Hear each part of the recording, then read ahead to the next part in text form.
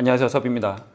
가죽 공예를 하다 보면 뭐 럭셔리 브랜드뿐만이 아니라 패션 브랜드들의 제품들 그리고 그런 아이템들을 정말 눈여겨보게 됩니다. 그걸 보면서 저거는 참 대단한데 혹은 저건 정말 잘했는데 라면서 뭐 심미적인 것뿐만이 아니라 기능적인 요소나 뭐 내구성 측면이라든지 여러 가지 그런 요소들을 내가 공부를 하고 그것을 조금 변형해서 한다든지 내가 만드는 것에 적용을 해서 만드는 그런 경우들이 정말 많죠. 저도 마찬가지입니다. 럭셔리 브랜드를 포함한 그런 브랜드들을 보면서 야, 저걸 저렇게 저런 식으로 이제 풀어서 만들었네 라는 그런 요소들, 아, 저거는 내가 배울 만한 점이다 라고 하는 그런 포인트들이 정말 많아요. 그런데 반면에 본받지 않아야 될 만한 포인트들도 있습니다. 야, 저거는 저렇게 만들면 안 되는데 라고 생각하는 그런 포인트들이 있어요.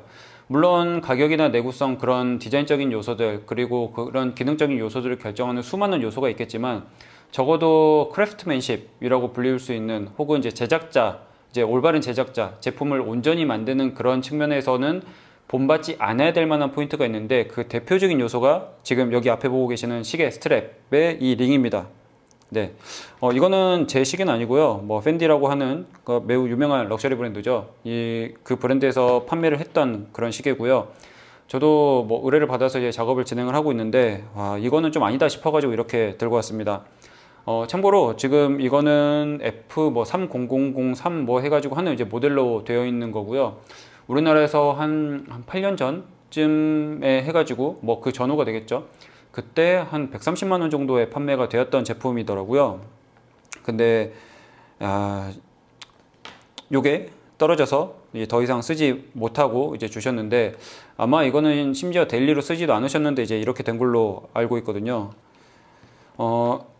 이 링과 관련돼서 할 말이 정말 많습니다. 제가 예전에 영상 올린 것도 있고요. 이 링을 정말 튼튼히 만드는 방법에 대해서 올린 것도 있어요. 나중에 참고해 보시면 좋은데, 그것 말고도 에르메스 같은 경우에는 시계 스트랩을 얼마나 튼튼하게 만드는지도 그 리뷰 영상도 있는데 그 두 편도 한번 참고를 해보시면 좋을 것 같습니다. 제가 설명란에 링크로 걸어둘게요. 이걸 보면은 이렇게 지금 떨어져 있죠. 떨어져 있는데 이게 뭔가 사가서 떨어진 게 아니라 이 링에 있는 뭐 줄이 터져서 그런 게 아니라 애당초 바느질이 안 되어 있었습니다. 네, 바느질도 안 돼 있어요. 야, 저 이거 보고 이거는 좀 선 넘었다라고 생각했거든요. 이 링 같은 경우에는 보통 이제 시계 스트랩이 이렇게 돼 있잖아요. 왔다 갔다 하는 거 하나, 이쪽에 고정이 되는 거 하나인데, 이 고정되는 거 같은 경우는 특히나 이제 넣고 뺄 때 힘이 계속 가해지는 부분입니다. 그렇기 때문에 내구성 측면에서 확실히 확보를 해줘야 오래 갈 수가 있는데, 이렇게 바느질도 안 하고 그냥 본딩만 해서 만드는 것 자체가 정말 이제 말이 안 되거든요. 이게 만약에 뭐 10,000원, 20,000원짜리 시계 스트랩이라고 하더라도 그런 시계 스트랩도 바느질을 해놔요. 네.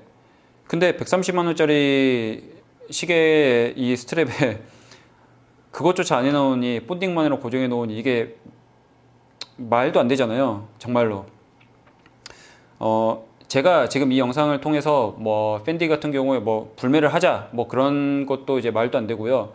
뭐 제가 이 영상을 만듦으로써 뭐 팬디를 비롯한 뭐 수많은 그런 뭐 브랜드들에서 그럼 이제 시계 스트랩을 정말 온전히 만들겠습니다 뭐 그러지도 않을 겁니다. 당연히 말도 안 되는 그런 상황인데, 제가 말씀드리고 싶은 건 적어도 시계 스트랩을 만드는 그 제작하는 그런 입장에서 가죽 공예를 즐기면서 내가 내 스트랩을 만들어 봐야겠다, 혹은 누군가를 만들어 줘야겠다라고 생각을 했을 때 이 링 같은 경우에 조금 더 내구도를 생각을 하시는 게 좋지 않을까라고 생각해서 이렇게 들고 온 겁니다. 뭐 전체 뭐 패션 이 트렌드 자체가 이 링을 정말 튼튼히 만들어야겠다라는 그런 트렌드로 가진 않을 거예요. 원가 절감을 하면은 더 하는 그런 방향으로 갈 건데, 그럼에도 불구하고 가죽 공예를 즐기시는 분들 같은 경우에는 꼭 이 링은 튼튼히 만드셨으면 좋겠습니다. 네. 튼튼히 만들어서 적어도 내가 만족할 수 있는 그런 제작 가죽 공예가 되었으면 좋겠다라는 생각을 하고 있고요. 자세히 보시면 이거는 바느질도 안 돼 있고 뭐 본딩으로 고정이 됐는데, 더 웃긴 거는 이 링이 두 개가 있잖아요. 이 움직이는 링 같은 경우는 적어도 바느질을 해놨어요. 네, 이것도 진짜 의아합니다. 거기다 두 번째 포인트는 뭐냐면, 이렇게 쭉 봤을 때 이렇게 몸통에 되어 있는 쪽은 이렇게 감은 다음에 바느질을 해놨잖아요. 여기도 지금 이 쇠 때문에 가려져 있지만 바느질이 되어 있습니다.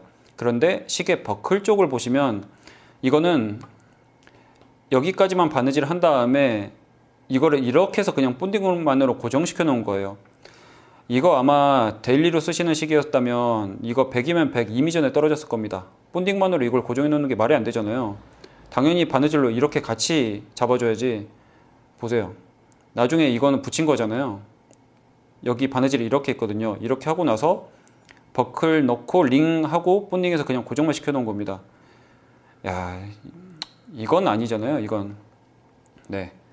그래서 제가 처음에 말씀드렸듯이 각각의 뭐 럭셔리 브랜드를 포함한 패션 브랜드들의 수많은 그런 아이템들을 보면서 배울 만한 점도 있지만 내가 저러면 안 되지라고 생각하는 그런 포인트들도 충분히 있기 때문에 그것에 대해서 뭐 타산지석이라고 하기 좀 그렇고요. 어찌되었든 그런 포인트들을 통해서 내가 만드는 물건의 가치에 대해서 조금 더 생각을 해보셨으면 좋겠다라는 생각으로 이렇게 영상을 찍게 되었습니다. 제가 예전에 올려드렸던 영상, 이 시계 스트랩에 대해서 올려놓은 영상들이 몇 개 있어요. 이 링을 만드는 그 단독 영상이 하나 있고요. 그 다음에 129 시리즈로 제가 시계 스트랩 만드는 것도 있었죠. 거기서도 올려놓은 게 있습니다. 그리고 에르메스 시계 스트랩 리뷰 영상에서도 언급된 내용이 있으니 그것들을 참고해 보시면 충분히 이제 튼튼하면서도 잘 만들 수 있지 않을까라는 생각을 가지면서 다음에는 다른 영상으로 찾아오겠습니다. 감사합니다.